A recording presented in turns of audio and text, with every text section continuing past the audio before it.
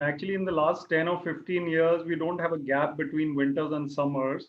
It suddenly becomes hot. And this year, we're having this phasing out of the winter because of the environment improvement and the pollution going down. That's exactly what I was thinking. Yeah, it's how's Chandigarh. Solan is actually reasonably chilly, so I just took off my sweater. But Chandigarh must be quite nice too, I guess. It's warm in the afternoon. No, it's right now it's pretty warm. I guess it's about 37, 38 max, and that is hot. But the evenings are pleasant. You know, the moment you are, even now, if you're in the shade, then you are okay. You don't feel hot. So I it's think we have 45 odd participants right now, Vivek. okay. We'll wait for another 30 seconds and we go live. We're also live on YouTube. Yes, So just 30 seconds, dear teachers, and we'll be with you. We'll start in 30 seconds. sure. I think Mr. Shukla might be having some difficulty joining. So let's start and we can pick his brains a little later as we get into the discussion. Right. So good morning, everyone. Good morning, teachers. A very, very warm welcome to the webinar called Ideas That Matter from Shoolini University. My name is Atul Khosla and I'm speaking from Kasoli Hill, Solan. Beautiful weather out here. It's spring, the flowers are blooming. I hope it's equally good out there in Patiala where you are. I've heard wonderful things about your school, DPS, and it's an amazing pleasure. And I would say I'm very excited to speak to you. My fellow panelist is Mr. Vivek Atray. A quick introduction. Vivek is an ex-IAS officer, but more importantly, now a TEDx speaker and a very inspirational, I would say, leader. Also a very dear friend and visiting professor at Shoolini University, also an advisor to us and also my personal advisor. So before I actually get into the topic, Vivek, very quickly about me, teachers. My name is Atul Khosla. Like I said, I'm a BTech from IIT Kanpur. Post that, did my MBA from a school called Jamnalal Al Bajaj, and then did around 25 years in the industry. So I spent 25 years across continents, US, Australia, Europe. And then sometime 6 years back, friends like Vivek pushed me to get into teaching. So I'm now a Garib Adhyapak like many of us, and I've never been happier again like many of us. So with that, the topic for today is going to be interpersonal skills. They're so critical, especially in times of today. We're all, I think, stuck in probably 1,000 square feet, 2,000 square feet apartment house, and we need to all do things together. Also in the post-COVID world, we'll all have to work together, probably remotely, probably without a touch or a feel, probably over the computer. But also our products are getting increasingly complex. Let's take the example of my mobile, which thanks to Steve Jobs, we got. Now, what is this? Is this a mobile? Is this a great piece of design? Is this a great electronics machine? Is it a computer? Is it a camera? Is it a music machine? They're all built in one. So we need to learn to work in teams because products will have multiple people coming together to build great things. And for that, we need interpersonal skills. We need the ability to work with other people. And that becomes extremely important in today's world. As teachers, I'm sure you have to work together with each other, but more importantly, work with your students. And all of them have different styles. And that's the topic that you've given us today. And we are so lucky to have Mr. Vivek Atray with us. We also have Mr. Shukla who's joined us. Welcome to the webinar, Mr. Shukla. But I think before he settles down and gets into this, sir, can we have a minute of your thoughts on the topic before we get into Vivek? We'll truly appreciate that. This is interpersonal skill. That's right, sir. So the importance of this topic is wherever we work or we are a student or professional, we need to deal with the people. And if you are perfect in it, then you can go for any career and you will be successful, I'm sure, if you are good in it. Because we are dealing with a different kind of people, different behavior of people, and different social people. So you need to understand to whom you are talking, to whom you are working. So it is really, really important. If you are working with someone, you need to understand the person. And this is called interpersonal skill. So we would like to have the session from Mr. Vivek Atray, and then my staff member, they can also be enrich their knowledge on the same topic, because we are working, it is a large group where we are working, and more than 200 DPSs we are working, and more than 60 teachers we are working in DPS Patiala, and more than 1,000 of parents, children, and other staff members. So welcome, Mr. Vivek Atray. Thank you, Mr. Shukla. I will now hand over to Vivek. And like I said, I will butt in a few times, try to also give you my experiences, especially from the corporate side. Vivek, over to you. Thank you, Atul Khosla. Thank you, Mr. Santosh Shukla. And thank you, teachers, for joining this session. Atul Khosla already welcomed everyone and informed you that this is part of the Ideas That Matter series. And this is a series of lectures that are happening across North India at the moment. Your school is one of them, and we're really delighted to be, I'm delighted to be addressing you. University is a university to reckon with. I have been associated with it as advisor and visiting professor. Just missing the campus because I go so frequently that it's been a while since this lockdown started and not able to go there. But it is beautiful to be here and to be, talking to you online. So maybe one day we can actually come to Patiala and meet you, and maybe one day the school can send a team to Shoolini. That would also be a great experiment. Okay, so we are talking about interpersonal relations. I have been an IAS officer, as you know, and I resigned from the IAS in order to become a speaker and advisor. My association with Shoolini is really, really enlightening and enriching because I get to speak on these topics which I love talking about. And having spoken at Missouri, Delhi, Bombay, Bangalore, Chennai, etc., as well on such topics, I have picked up a lot of skills and thoughts that I would like to share. So firstly, we are talking about interpersonal relations within our team of colleagues. Let us talk about our team of colleagues like colleagues at work, that is teachers, fellow teachers. We can talk about seniors, we can talk about parents, we can talk about students. Who are we dealing with in our lives? We are not machines, we are not automatons, at least till now we are not. Although artificial intelligence is making inroads into our lives and we are using technology right now to talk to each other, but still we are human beings mainly dealing and interacting with people. And people are of different kinds. People have different backgrounds, different mindsets, different upbringing, different geographical factors, different cultures, different religions, and different kinds of emotional intelligence. So if we look at people of different kinds, we being teachers or educators or administrators need to probably have the perception that matters when we deal with different people. So just to give a simple example, at home, a lady will not say something in front of the children which she can say to her husband.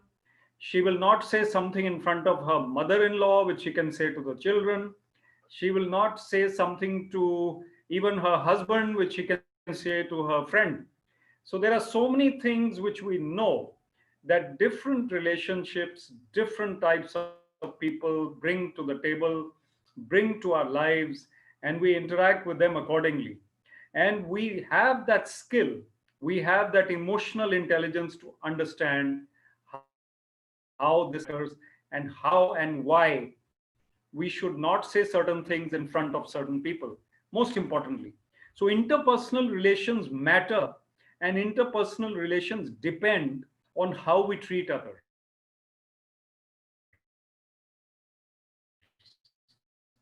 If unfriendly, not warm, and expect others to be warm to us, we cannot expect people to be warm and friendly if we are the other way around, we are the opposite. Even if we are bosses and we are in a position of authority, we cannot expect warmth from our colleagues if we are not warm to them. So I have seen a lot of officers of mine, my bosses, and I have been a boss as well. And I have seen how different people influence the environment of the organization. Interpersonal relations, when they are in good form, when they are warm, cordial, and leadership gives appropriate environment in order for interpersonal relations to grow, then we see a conducive atmosphere for, let's say, in school, for education to flourish, for teachers to be motivated, and for people to be going about their jobs with an air of positivity. So let me take an example. Let's say there are two people on a train, and this story I heard from Paramhansa Yogananda, who's the author of the autobiography of a yogi. So he says that I was sitting in an American train, and Yogananda ji was in the early 20th century, that means 1920, 30, 40. He was there in the US. And people were not used to seeing a dark skinned yogi with long hair. So he says, I was sitting in a first class compartment traveling for one of my lectures. He was the head of the organization, the spiritual organization, Self Realization Fellowship. And a man sitting there opposite him was a rich business person from America. He was obviously uncomfortable in the company of Yogananda ji. And Yogananda ji could understand this person's discomfort.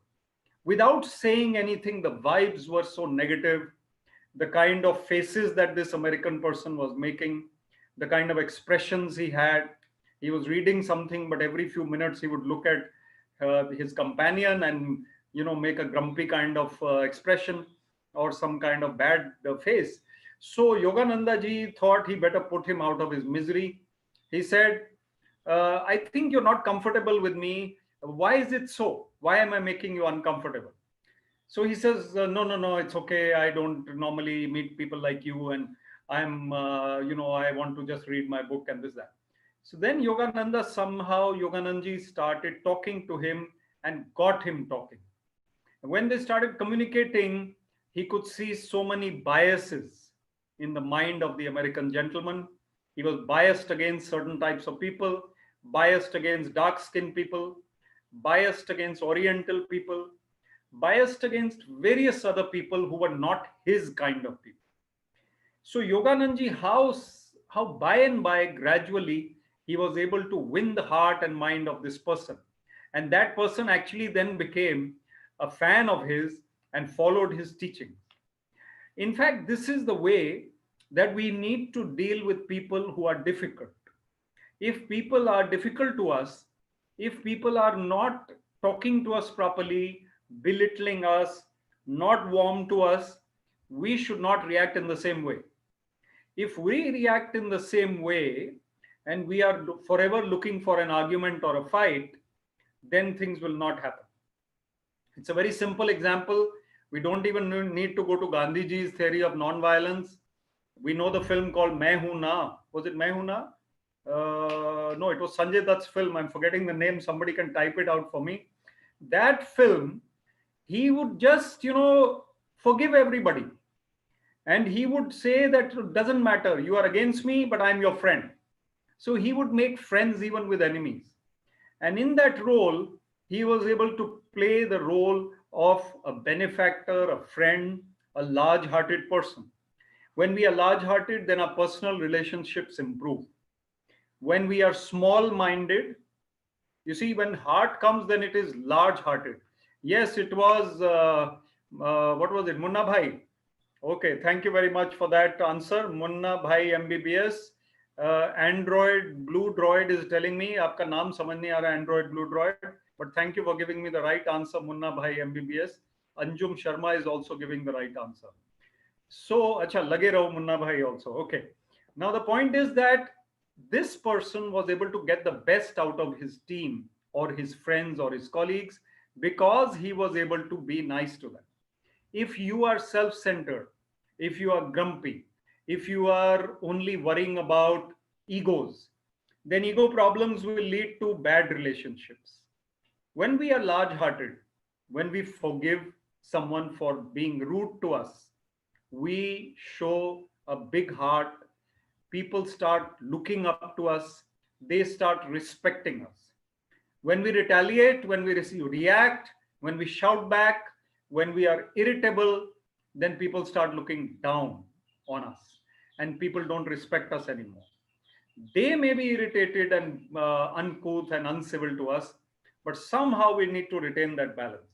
Of course, sometimes we need to hold our ground. We need to be firm. We need to be firm on principles. We can't allow people to get away with whatever they are saying to us. But you have to balance your personality in a way that your interpersonal relations will remain balanced even with those people who don't love you, who don't really like you also, but still they are cordial to you and you are cordial to them. So I often say to people who are in a career together, let's say in government, you are in a department where the same 10 people are going to meet you. Or in a school like yours, maybe you are together for 30 years, supposing. In 30 years, you cannot afford to have enmities. You cannot afford to have hatred. You can afford to have some people you get on with better than others, but you cannot afford to have people hating the sight of you, because you have to work together. And if you have to work together, then at least you have to, what is said, agree to disagree. Very, very important. So think about what I'm saying. I'm going to hand over to Atul Khosla now. And Atul Khosla is going to add to these thoughts. And he's also going to, I think Atul is going to show a video of some brilliant work done at Shoolini University, where a difficult student, let's say, was made into an outstanding student. Yes, Atul. Thank you, Vivek. I'll just add a few thoughts from my end. And I speak a lot about interpersonal skills and how to influence people. I think the important point which Vivek was making is that, fortunately for all of us, almost every human being is different. And if we use the same lens that we think about ourselves and other human beings, we'll end up with conflicts. And I'll try to lay out a framework over here, which is called the MBTI, the Myers-Briggs framework for understanding people's behavior. So there are 4 parameters of that. The first is extrovert versus introvert. Some people are extrovert, some people are introvert. There is no right or wrong answer. The second parameter that Myers-Briggs talks about is how do you take decisions? Some people are intuitive in taking decisions. They just get it. While some people use a lot of logic in taking decisions. They use a lot of data in taking decisions. The third parameter is how do you perceive people? Some people are very people-centric. Some people are very data-centric. And finally, how organized are you? Some people are extremely organized and some people are extremely disorganized. Now, all of us across these 4 parameters will have some trait.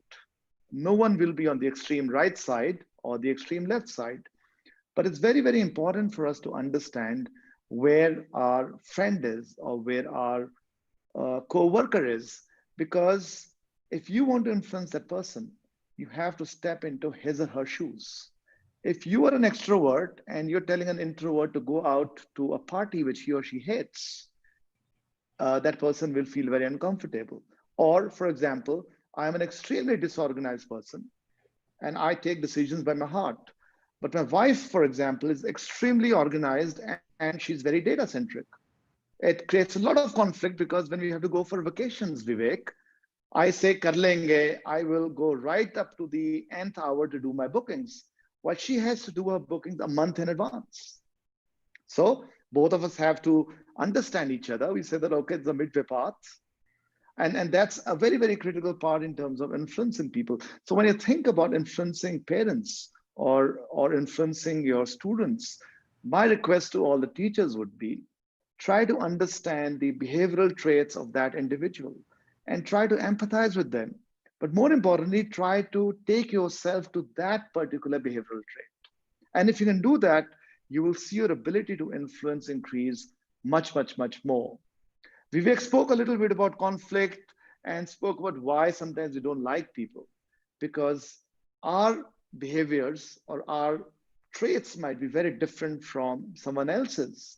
And as a result, conflicts happen. So I'll take an example now of a student of ours, Aman. And I'll just take a second explaining about Aman. A very difficult student came to Shoolini as an undergrad and then a master's. And luckily for her, got a brilliant professor as a guide for a PhD, a person by the name of Dr. Saurabh Kulshrestha. So Saurabh was able to work with Aman to get some exceptional work done out of Aman. So Aman won an award after working for a couple of years called the Young Water Fellow Award, which is a UN-sponsored award. Out of 100,000 researchers across the world, she was the only one who was given this award from a small town that Aman comes from. This is a very, very extraordinary achievement. And the work that she's done is absolutely pathbreaking. I'm going to show this in a video in a second. And who knows, tomorrow she might end up actually winning the Nobel Prize, all because Saurabh could understand Aman and Saurabh could get the best out of Aman. So over to this video, and then I'll hand it over to Vivek for his next views. Give me 1 second, please.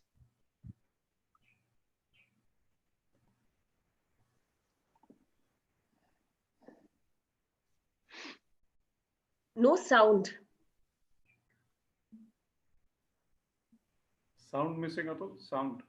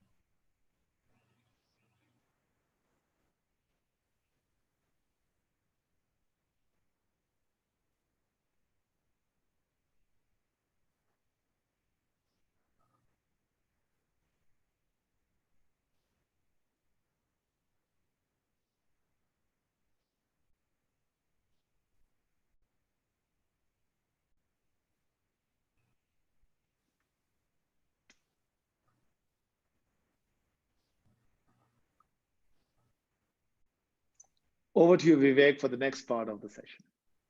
Thank you, Atul. This was something that showed how a student who wasn't a very good student or wasn't very cooperative even with her parents could become an outstanding achiever at the university. I want to add to what Atul said that it's a very good theory, the MBTI theory, and he could also talk about how there are four kinds of people. If you think of a person with an aggressive personality who is an achiever, go getter on one side of the spectrum, let's say you call it the siren type personality. And at the other end of the spectrum, you see someone who is shy, meek, introvertish, doesn't speak much, but hardworking, a silent type personality. So we cannot deal with both in the same manner. As officials, as educationists, as administrators, we have to see that this siren type personality needs some bottling up, some control, a little bit of firmness. Otherwise, this youngster or whoever it is will start flying high, already flying high. So, this person needs to be tackled differently from the underachieving, shy, introvertish kind. This shy, introvertish kind, who is the silent personality, can actually do much better, but needs encouragement. If we deal with them both in the same way, and we say that, okay, both of you have to do this, both of you have to do that, it won't work. So we have to call them separately. They could be students. We call them separately and tell the silent one that you are good at your studies, you are a hardworking boy or whatever, and you must just be confident, calmly counsel this person. The other one also, the siren type, call them separately and start talking to them in a manner that is suitable for them. So to give this example, you can see a cricket team or a football team or a hockey team or even a tennis doubles duo. You heard of Leander Paes and Mahesh Bhupati. Now, Leander Paes and Mahesh Bhupati were world number one in doubles. And in world number one in doubles, they could have won every major tournament for at least 5 years. They were that good. Leander Paes at the net with his volleys and Mahesh Bhupati with his serve. Brilliant combination for doubles. They won all four major Grand Slam events. Yet they fell apart. They fought with each other. Their own interpersonal relations didn't work. The two players that India produced who could have been world number one for 5 years in doubles, they fought with each other. We see the Ambani brothers. We see the Ambani brothers have also been at loggerheads. If these two people or those two people could combine their resources, combine their forces, and combine their strengths and be on good terms with each other, see what they could achieve. So it is very, very important that even if our heart tells us that this person is not really good for us or is against us for some reason or is jealous of us for some reason, we somehow make it convenient to be with that person when it matters, to help that person when it matters, and in the interest of the organization, we work together to the best of our ability. It is extremely important to do so. And these two examples which I've given you, they will make a difference, and they will make you realize that if two people at that level, if only they had been good friends or at least had been getting on reasonably well with each other, could have achieved so much, then why can't we? And it often happens that somebody is jealous of us and somebody is complaining against us even, and somebody is lying about us. We even meet such people in our organizations. And what do we do then? Do we get back at them? As I said in the beginning, do we take revenge? Do we go on arguing? Do we go on becoming disturbed in our minds? When somebody is like that, then it's easy to get disturbed. And we keep on thinking about that person. So who is controlling our mind at that time? That individual is controlling our minds. And our interpersonal relations are definitely bad, but our peace of mind is gone.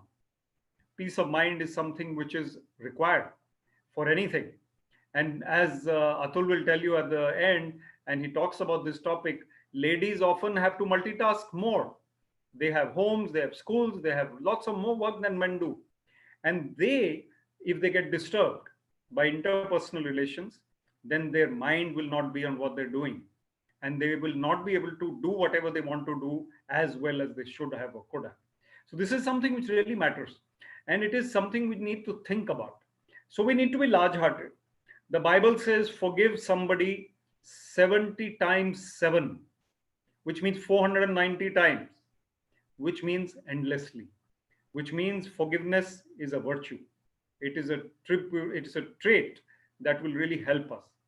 And if we are forgiving and we are large-hearted, then people can be kind of reformed.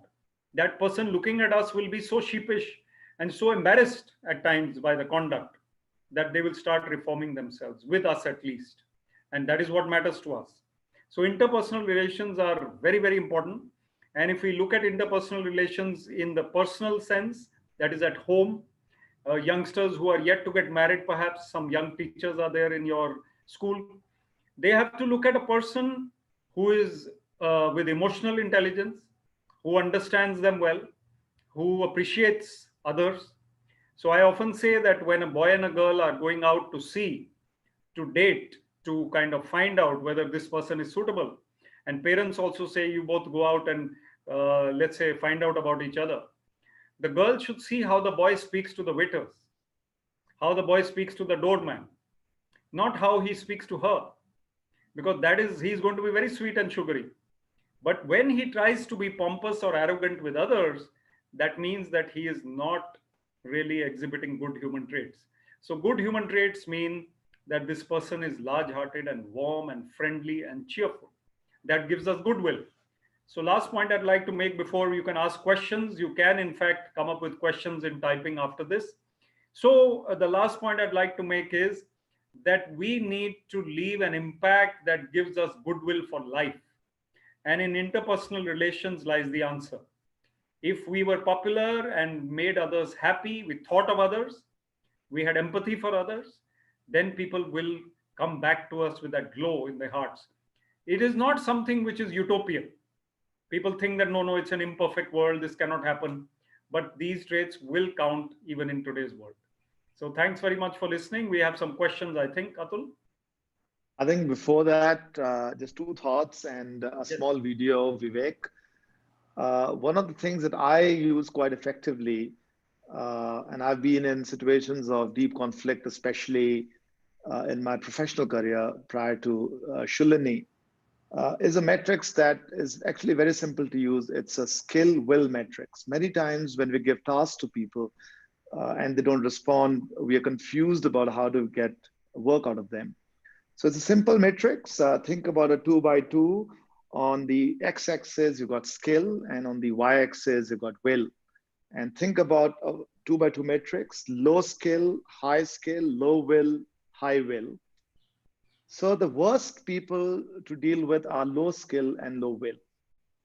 I think don't even bother to spend time with them, because whatever you do, you can't influence them to get your work done. You need to really understand who's high skill and high will, because those are the guys you need to delegate the work to. And I'm sure you have students like those who are very competent and have a lot of enthusiasm. For those students and those people, you just have to let them be. And if you are if you have too many instructions for those people, they could lose heart and you could lose them. Then the third category of people, in my opinion, will be the ones who are low skill and high will. And they are the most dangerous, because you tell them, Shikha, can you do this work? They'll say, sir, bas kal morning tak to aa jayega ye. I will do it, don't worry, sir. But that morning never happens. And you call up and say, what happened? Oh, sir, problem ho gayi, computer nahi kaam kar raha tha, pakka shaam tak. And that person disappears. Very, very difficult to manage. And for those people, I would say give very specific instructions. Monitor them very regularly on a regular basis. And the last set of people are the guys who have low will and high skill. And these are the people that you need to be, you need to keep on encouraging from time to time to get the work done. So different type of strategies for different type of people, Vivek. And I think before I end, I just wanted to thank everyone on this discussion, because not for being on the discussion, but being great teachers. I think there's a phenomenal revolution happening in Indian education, and it's happening because of all of you. Not a single student is going without a learning day. All of you have phenomenally adapted to technology. You're changing young minds, and young minds is the future of the country. And this is actually the way we think at Shoolini. And we believe that if you can influence young minds, we can make a better future for India, a better future for mankind. So quick video for me before we get into Q&A, and hopefully this time the music will work.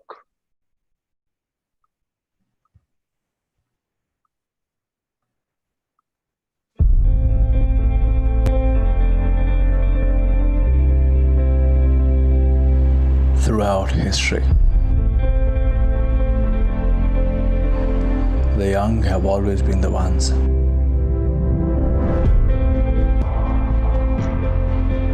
to shape the future.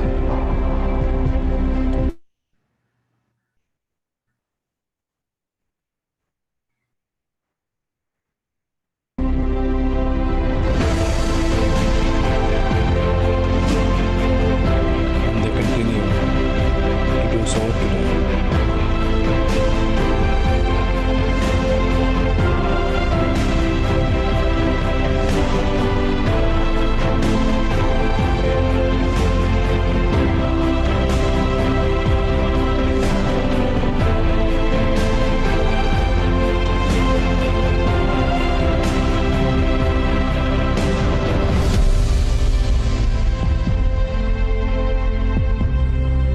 You are the country's biggest asset, our best bet to conquer the future.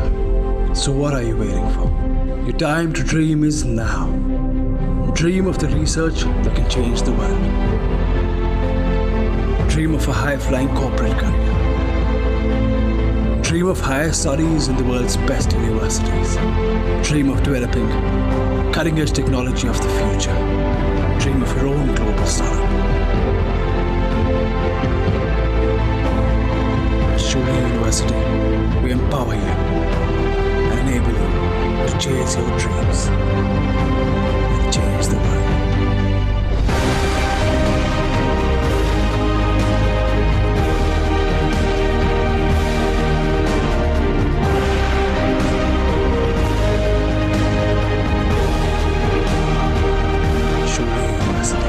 Think learning, think success. So Vivek, over to Q&A. Sure. There's a question on, we're talking about social distance or physical distance. Don't you think it will be even more difficult to solve relationship problems? So firstly, I think this is not a permanent way of living. We will be meeting people, and this will continue definitely, online meetings as well. But I also think that in online meetings, you can't cause problems also that much. When you are with someone physically in proximity, then the arguments can be worse. Online arguments are not that bad at the moment. So I think, but seriously speaking, it is something that is not so much of an issue. We will be able to, if we are able to communicate well, even on the telephone or a video call, we are able to solve many relationship problems.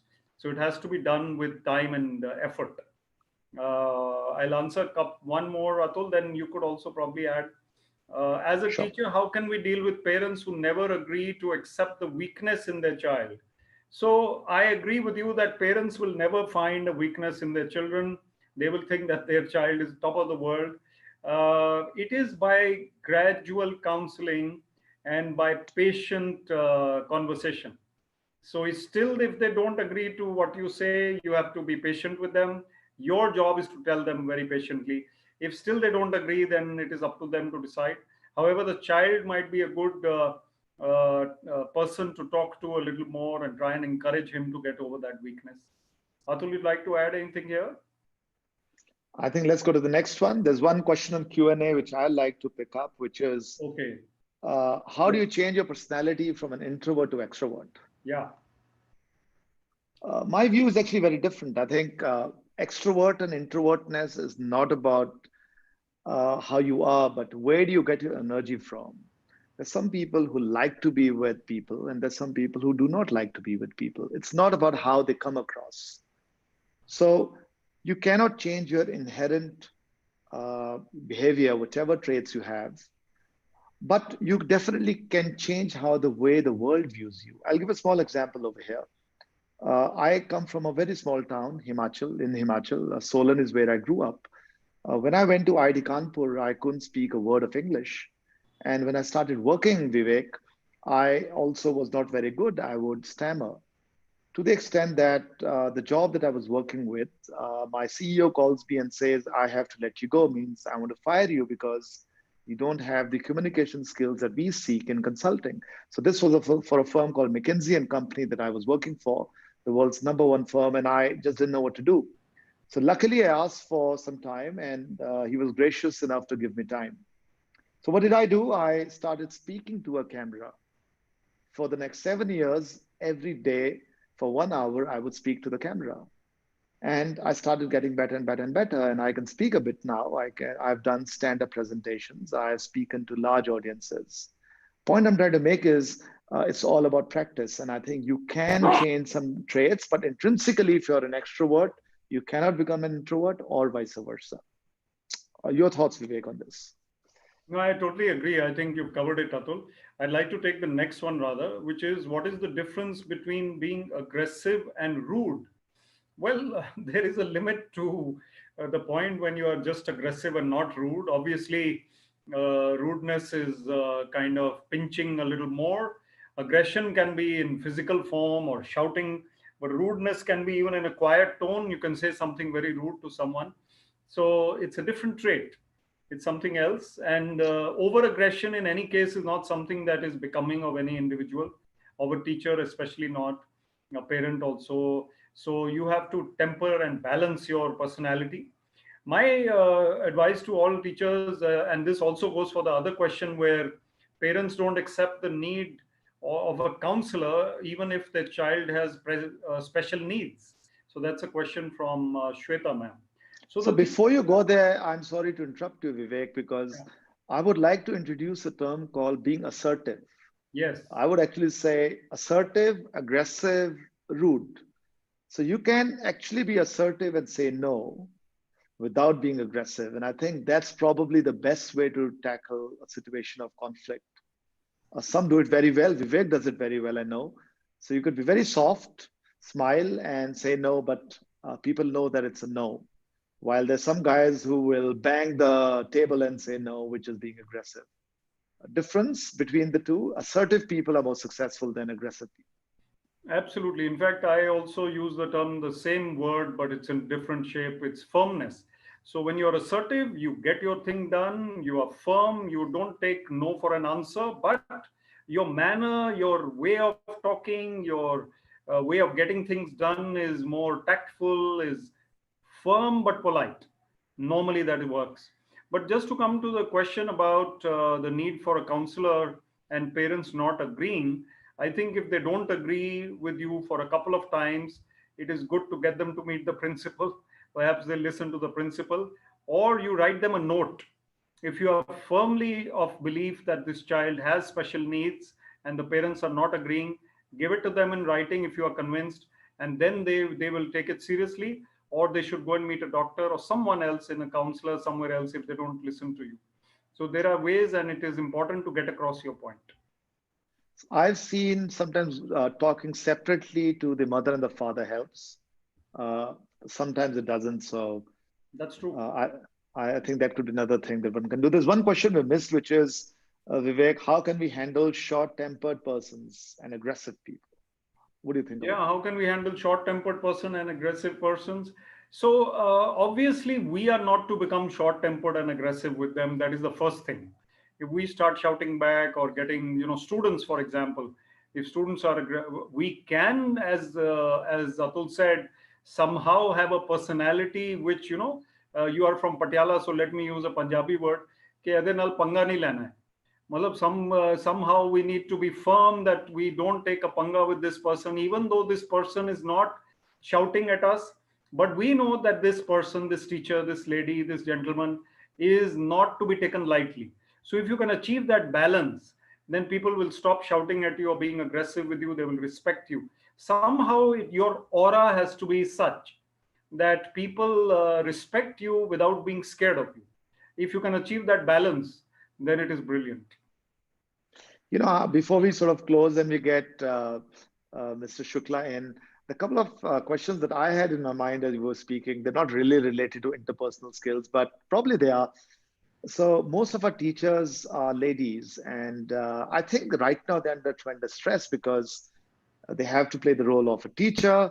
They're doing online lectures, which they've never done before. They have to be a good mother, a good wife, a good daughter or a daughter-in-law. How do they manage this extreme complex set of relationships while not getting stressful? What's your advice for that, Vivek? No, absolutely good question, and I'm glad you asked this. I think they need to take out time for themselves. It's very important for self-development to continue. Reading and meditation, and if you love singing or music, have half an hour a day for your own self. And even your children are not there at that time, so spoil yourself on a Sunday. Just be yourself for a while, quiet, calm, meditating, reading scriptures, or reading any, or watching a movie that you love. So something that is for you, do that, and you'll be calmer in the week and prioritize as to what is important. Just to quickly take the last two questions, Atul. Absolutely. So one is that students can be very rigid, and even after many counseling sessions, they don't change. It is possible, yes, they are very difficult at times. Sometimes incentive helps, and sometimes disincentive helps. So you have to see how you can incentivize them in some way. If they improve their behavior, then they are given a pat on the back, they are giving some certificate maybe, or if they really improve, and then they stay at that level. And if they're not improving, then obviously you have to be firm and strong with them. And the next question, to take the initiative to communicate, but the other person is ignoring every time. This sounds more like a personal issue, but it is possible that this is happening, and you have to try a few times, and then if that person is still not responding, then just stop and just be polite and gentle. That's it. That should be it, I think. Thank you, Vivek. I hope you all enjoyed the session today. I'll request Shukla sir to come with us. If you can put the video on, Shukla sir, we'll truly appreciate. We'd love to hear a couple of words from you before we call it a day. Hello, good afternoon, Vivek Atray and Ashok Khosla ji. Hello. Good afternoon. Good afternoon. Good afternoon, sir. Please continue. So this was a nice session for all of us because we do on day to day this practice. But whenever we listen someone else like you people are also dealing with the thousands of the people. So it has always been enriching our knowledge. For example, one sentence I am quoting that is quoted by you. If somebody is rigid or not having good behavior, then you should not be like him, then you can deal with them. So it is a kind of a skill where you need to assess the people first of all with whom you are going to deal with them. And everybody is different and you are dealing with the different people, then you need to be come to at that level to whom you are tackling with them. So this was a good point, and we would like to meet again physically whenever the opportunity or the time would allow, and we'll welcome you our school premises, Delhi Public School Patiala, and our teacher would like to see you physically and want to learn something more from you in future, sir. Thank you. Thank you. I think I will be happy to visit your school sometime together. It'll be nice. Yes. Thank you, Shukla sir. Vivek and I do workshops on interpersonal skills. Most welcome, sir. We'd love to do a day with your teachers. We can do some role plays and we can do that. I would also offer you and your teachers and students to visit Shoolini once the situation gets better.